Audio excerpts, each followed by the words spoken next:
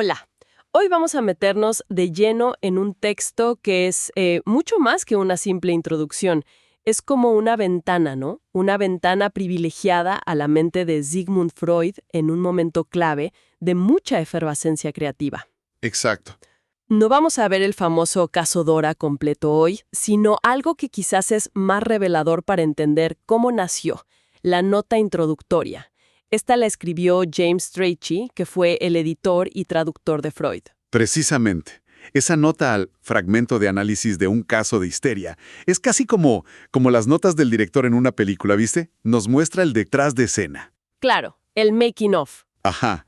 El contexto en que Freud escribió esto, allá por 1901, las ideas que ya tenía en la cabeza, y por qué este texto se considera una pieza clave, sobre todo para quien está, estudiando los fundamentos de la psicopatología freudiana. El por qué y el cómo de este escrito.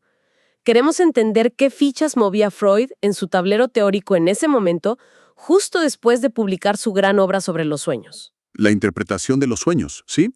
Y cómo este caso específico, el de Dora, le sirvió para tender un puente hacia su teoría sexual. Creo que es una exploración esencial para entender cómo se fue armando su pensamiento. Totalmente. Es como visitar el taller de un inventor justo cuando está conectando dos de sus grandes creaciones, digamos. Vamos a ver que las ideas no siempre surgen en el orden en que se publican, ¿eh? Bueno, arranquemos por ahí, por el cuándo y el cómo. Strachey nos recuerda algo que es crucial. Aunque el caso se publicó recién en 1905, Freud lo terminó de escribir mucho antes, en enero de 1901. Sí, bastante antes. Y lo más llamativo es el título que Freud mismo usó en sus cartas a su amigo, a Wilhelm Fliess, Sueños e histeria. Así directo. ¿Qué nos sugiere ese título original? Nos dice casi todo sobre la intención inicial, ¿no? Revela una conexión muy fuerte y deliberada con la interpretación de los sueños que acababa de salir, como decías, en 1900. Recién salido del horno. Exacto. No era un apéndice, era una continuación activa. De hecho, Freud le escribe a Fliess el 25 de enero de 1901 y describe Sueños e histeria como, y cito casi textual, una continuación del libro sobre los sueños. El plan era claro. ¿Cuál era? Usar este caso para demostrar cómo los mecanismos del sueño aplicaban a la formación de síntomas histéricos. Se centraba de hecho en dos sueños específicos de la paciente. O sea que no era simplemente otro historial clínico más. Era una demostración práctica, digamos, una validación de su teoría de los sueños, pero en el campo de batalla de la neurosis. Eso mismo. Pero en esa misma carta, Freud como que anticipa que no va a ser una lectura fácil. Totalmente. Tiene una frase que es muy reveladora sobre su propia obra.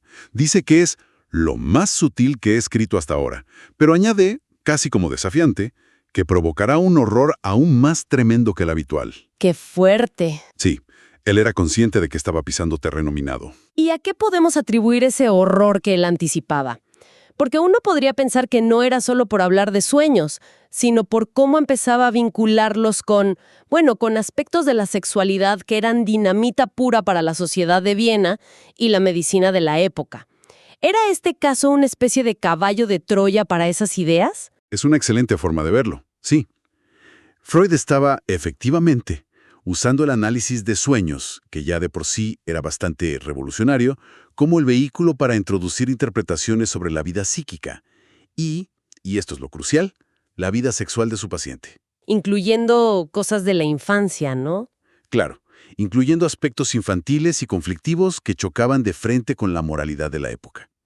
El horror, digamos, venía de esa conexión explícita entre los síntomas respetables de la histeria y un trasfondo sexual que se consideraba inconfesable. Vamos a profundizar en eso. Unos días después, el 30 de enero de 1901, Freud le escribe otra vez a Fliess y le da más detalles sobre el contenido de sueños e histeria. Ya no habla solo de sueños y síntomas. ¿Qué otros elementos menciona que nos dan pistas de hacia dónde iba su pensamiento? Esa carta es oro puro realmente, para entender qué había en el manuscrito original. Freud destaca así la importancia del análisis psicológico, de los sueños, de las peculiaridades de las representaciones inconscientes. Pero, y acá viene lo interesante que Strachey rescata, Freud menciona lo que él llama atisbos de lo orgánico. Atisbos de lo orgánico. Suena un poco enigmático, ¿no? ¿Se refería a la biología pura y dura? No exactamente en el sentido fisiológico tradicional, ¿eh? Strechay interpreta que Freud se refiere a conceptos que, aunque después los desarrolla como eminentemente psicológicos, tienen una raíz o una base que él vinculaba a lo corporal, a lo pulsional. Ajá. Y específicamente, Freud menciona dos ideas que van a ser pilares de su teoría sexual: las zonas erógenas y la bisexualidad. Ahí están. Esos son conceptos que usualmente asociamos con los 3 ensayos de teoría sexual de 1905. Pero según esto, ya los manejaba en 1901. Strachey es muy claro, citando a Freud, en este trabajo de 1901, Freud menciona y reconoce claramente estas ideas, aunque aclara que deja el camino allanado para efectuar un examen exhaustivo en otro momento. O sea, las identifica, las nombra. Exacto. Las considera relevantes para el caso, pero no las desarrolla teóricamente a fondo ahí. Son como semillas conceptuales que está plantando. Para entender zonas erógenas, en este contexto temprano, bueno, pensemos en áreas del cuerpo que son fuente de placer o excitación más allá de lo genital y que juegan un papel en el desarrollo psíquico. Tiene sentido. Y esto lo conecta con la clínica de Dora, ¿verdad? Directamente. Describe el caso como una histeria con tusis nervosa, esa tos nerviosa, y afonía. Y acá viene el vínculo temprano. Sugiere que estos síntomas pueden reconducirse a las características propias de una chupadora, saugerin, en la infancia. ¡Wow! Fíjate la convección, un síntoma respiratorio adulto vinculado a una posible fijación en la zona erógena oral infantil. Es un esbozo de la historia psicosexual individual. Es impresionante ver esa conexión tan temprana. ¿Y qué pasa con la bisexualidad? ¿Cómo aparece en relación a Dora? Bueno, Freud le dice a Fliess que el núcleo del conflicto psíquico en Dora es la oposición ante una inclinación hacia el hombre y otra hacia la mujer. Strachey señala esto como un reflejo claro de la idea de bisexualidad que Freud ya manejaba. ¿Qué idea sería esa? Esta noción de que nuestra constitución psíquica, digamos, coexisten disposiciones hacia ambos sexos, y que el conflicto entre ellas puede ser una fuente de neurosis. De nuevo, es una idea que va a explorar mucho más en los 3 ensayos, pero que ya la aplica acá. Es fascinante verlo así. Si usamos tu analogía del taller, es como si Freud tuviera varias mesas de trabajo. En una, la interpretación de los sueños; en otra, este caso Dora, donde empieza a esbozar conexiones con piezas de una tercera mesa, la de la teoría sexual. Justamente. Podríamos decir que estos atisbos son la prueba de que los 3 ensayos no nacieron de golpe en 1905, sino que se cocinaron a fuego lento, alimentados por casos como este. Exactamente. Strachey utiliza estos elementos de las cartas para argumentar precisamente eso, que las ideas centrales de los 3 ensayos ya estaban germinando, si no completamente desarrolladas, sí claramente presentes y operativas en el pensamiento clínico de Freud en 1901. Este caso es el documento que lo atestigua. Funciona como un verdadero puente teórico. Y esto nos lleva directo a cómo Strachey posiciona este trabajo dentro de toda la obra freudiana. No es solo un caso más, le da un lugar estratégico. ¿Cuál es ese lugar? Strachey lo define de una manera muy contundente. Este historial es un eslabón intermedio entre la interpretación de los sueños y los 3 ensayos de teoría sexual. Lo pone como la bisagra, el punto de conexión fundamental entre su exploración del inconsciente a través de los sueños y su sistematización de la teoría sexual. Es el texto que demuestra cómo lo primero informa y conduce a lo segundo. Un puente, como decíamos. Y para reforzar esa idea de que no fue algo que se le ocurrió tarde, Strachey insiste en que algunos de estos conceptos sexuales clave ya eran antiguos para Freud. Menciona ejemplos concretos que ya aparecían en las cartas a Fliess, incluso antes de 1901, ¿no? Así es. Para subrayar que Freud no improvisó estos conceptos para Dora o para los 3 ensayos, Strachey recuerda que, por ejemplo, la idea fundamental de las zonas erógenas y las pulsiones parciales, esas fuerzas impulsoras ligadas a distintas zonas que buscan satisfacción, ya estaba esbozada en cartas a Fliess desde 1896. Tanto tiempo antes. Sí. Y una afirmación que es particularmente densa y crucial que aparece en el análisis de Dora, la idea de que las psiconeurosis son el negativo de las perversiones, bueno, esa frase se encuentra casi con las mismas palabras en una carta de 1897. Paremos un momento ahí. porque esa frase, la psiconeurosis son el negativo de las perversiones, es una de esas afirmaciones de Freud que a menudo generan confusión o se simplifican mucho. ¿Cómo podemos entenderla mejor basándonos en cómo Strachey la presenta como una idea temprana de Freud? ¿Qué querría decir con negativo? Es una conceptualización potente y temprana, ¿sí? La analogía fotográfica que a veces se usa puede ser útil acá. Pensá en un negativo fotográfico. Ajá. Contiene toda la información de la imagen, pero de forma invertida, latente. No se ve directamente como en la copia positiva. Aplicado acá, Freud sugiere que tanto las neurosis, como la histeria, que se manifiesta en síntomas corporales o psíquicos, como las conductas sexuales que se desviaban de la norma heterosexual reproductiva de la época, lo que él llamaba perversiones, comparten una raíz común: la energía de las pulsiones sexuales infantiles, las pulsiones parciales. Entiendo. La diferencia estaría en el destino de esa energía. En la neurosis, esa energía y las fantasías asociadas son reprimidas. Quedan inconscientes, pero se manifiestan indirectamente a través de los síntomas. Ese sería el negativo. En la perversión, según su terminología de la época, la pulsión encontraría una expresión más directa, aunque no canalizada hacia la meta considerada normal. Es una forma temprana de decir que la neurosis es sexualidad, pero reprimida y disfrazada. Entiendo. Es una manera de vincular fenómenos que parecen distintos, ¿no? Un síntoma histérico y una práctica sexual no normativa, digamos, a una misma fuente pulsional. Y la diferencia está en el mecanismo de la represión. Eso ya muestra una visión muy, muy abarcadora y, para la época, radical del campo de la sexualidad. Muy radical, sí. Ahora, vayamos al enigma del retraso en la publicación. Escrito en 1901, Freud dice en una carta que lo mandó a publicar ese mismo año, pero no aparece impreso hasta 1905. ¿Qué pasó en esos 4 años?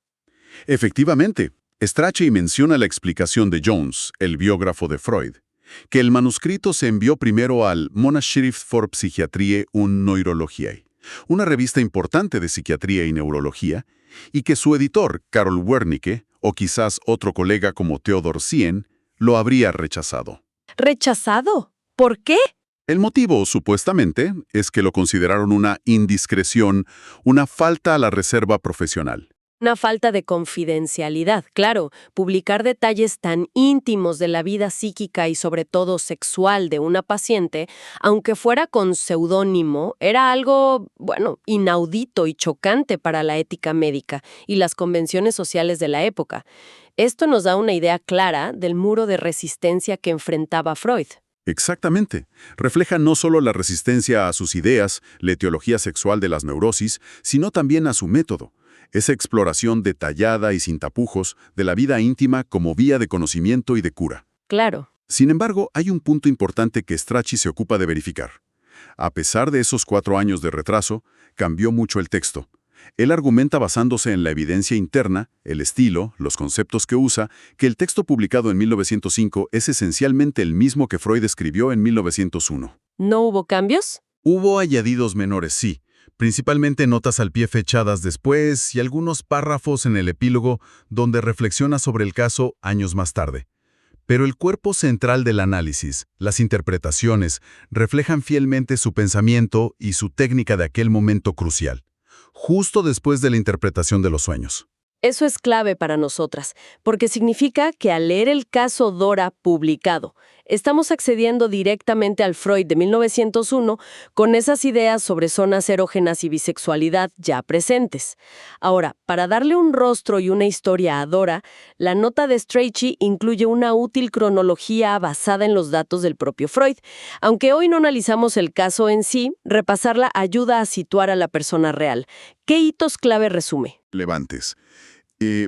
Dora, Ida Bauer, era su nombre real, nació en 1882. Ajá. Su padre padeció enfermedades significativas, tuberculosis, sífilis según algunas fuentes posteriores, problemas de visión, un episodio de confusión mental por el que consultó a Freud antes que su hija. Esta figura paterna y su enfermedad son centrales en el análisis. Sí, eso se ve claro en el caso. Dora mostró síntomas desde temprano. Enuresis nocturna a los 6 años, disnea, falta de aire, a los 7, y ya a los 12, migrañas y la famosa tos nerviosa, la tusis nervosa. Desde muy chica. Sí. Mego, los eventos que Freud considera traumáticos o desencadenantes. La escena del beso, un avance sexual por parte de un amigo de la familia, el señor K, a los 14 años. Y la escena en el lago, una proposición más directa del mismo señor K a los 16. Esos son los eventos clave que analiza Freud. Exacto. Hubo una amenaza o intento de suicidio a los 17 años después de una confrontación familiar. Y finalmente, el tratamiento con Freud. Fue de octubre a diciembre de 1900.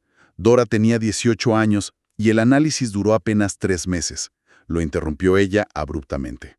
Tener esta secuencia clara es fundamental para cualquier estudiante que aborde el caso, ¿verdad? Permite ordenar la narrativa de Freud, entender la relación temporal entre los eventos de la vida, los traumas relatados y la aparición de los síntomas que él intenta descifrar. Y es curioso el detalle que menciona Strachey sobre las fechas. Sí, es un apunte interesante sobre la memoria del propio Freud. Strachey señala que en escritos posteriores, Freud fechó erróneamente el tratamiento en 1899. Sin embargo, la correspondencia con Fliess y la fecha que Freud mismo puso al final del manuscrito, bien a enero de 1901, confirman sin lugar a dudas que el tratamiento ocurrió en los últimos meses de 1900. O sea, Freud también se equivocaba a veces. Bueno, es un pequeño recordatorio de la importancia del trabajo editorial riguroso y de contrastar fuentes, incluso cuando el autor es el propio Freud. Muy bien. Hemos recorrido la nota introductoria de Strachey bastante a fondo. Si tuviéramos que destilar las ideas clave, las perlas que esta nota ofrece a quien se prepara para leer el caso Dora, ¿cuáles serían? Yo destacaría 4 puntos fundamentales, extraídos directamente de la nota de Strachey. Primero, el caso Dora fue concebido originalmente como una aplicación y continuación directa de la interpretación de los sueños. Nace de ahí, bajo el título Sueños e histeria. Bien. Segundo, y quizás esto es lo más impactante, conceptos cruciales de la teoría sexual freudiana, zonas erógenas, bisexualidad, la relación neurosis-perversión, no son exclusivos de los 3 ensayos de 1905. Ya estaban identificados y siendo utilizados por Freud en su práctica clínica y reflexión teórica en 1901. Tercero. Por lo tanto, este trabajo actúa como un eslabón intermedio indispensable, ese puente que conecta explícitamente la teoría de los sueños con la emergente teoría sexual. Muestra cómo Freud usaba la primera para iluminar la segunda a través del análisis clínico. Exacto. Y cuarto, el contexto de su creación y publicación. La autoconciencia de Freud sobre su carácter disruptivo, el probable rechazo inicial por indiscreción, nos dice mucho sobre el clima intelectual de la época y las batallas que Freud libraba para abrir camino a sus ideas y métodos. Exacto. Son como coordenadas esenciales que Strachey nos proporciona para navegar el texto de Dora con mayor profundidad y comprensión. Pensando específicamente en quienes están cursando materias como Psicopatología 1 y se encuentran con este caso que a menudo es complejo, ¿no? Y hasta puede ser árido si se lee sin contexto. ¿Por qué es tan relevante dedicarle tiempo a esta nota introductoria? ¿Qué valor añadido aporta? Aporta algo crucial, la perspectiva del proceso. Permite ir más allá de memorizar las interpretaciones de Freud sobre Dora y entender cómo llegó a ellas. Muestra que sus teorías no eran dogmas caídos del cielo, sino construcciones que evolucionaban, se conectaban, se nutrían de la clínica, del diálogo como con Fliess y se forjaban en un momento histórico y teónico muy específico. Claro. Leer Dora sabiendo qué herramientas conceptuales tenía Freud a mano en 1901, cuáles estaba apenas esbozando, como las zonas erógenas o la bisexualidad, y cuáles ya consideraba consolidadas, como los mecanismos del sueño, permite una lectura mucho más rica y crítica. Se trata de entender la construcción del saber psicoanalítico, no solo el resultado final. Es como pasar de ver una foto fija a ver la película del desarrollo de su pensamiento. Ayuda a humanizar la teoría y a entenderla como algo dinámico. Totalmente. Y para cerrar nuestra exploración de hoy, dejemos una pregunta abierta. Una idea para seguir masticando, basada en lo que esta nota nos revela. Si aceptamos, como argumenta Strachey basándose en las cartas y el texto, que Freud ya manejaba en 1901 conceptos tan potentes y centrales para su futura teoría sexual como la bisexualidad o el rol de las zonas erógenas. ¿Cómo nos obliga esto a repensar las visiones quizás demasiado lineales o esquemáticas que a veces tenemos sobre la evolución de su obra? A menudo se presenta como etapa 1, Estudios sobre la histeria. Etapa 2, los sueños. Etapa 3, la sexualidad. Como cajitas separadas. Claro, pero esta nota sugiere solapamientos, conexiones tempranas, una gestación más integrada. Exacto.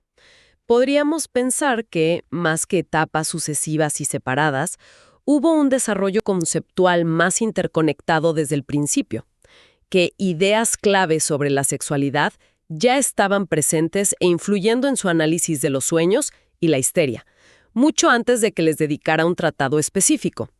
Quizás esta nota nos invita a buscar esas conexiones subterráneas y a comprender la obra de Freud de una manera más compleja y menos compartimentada.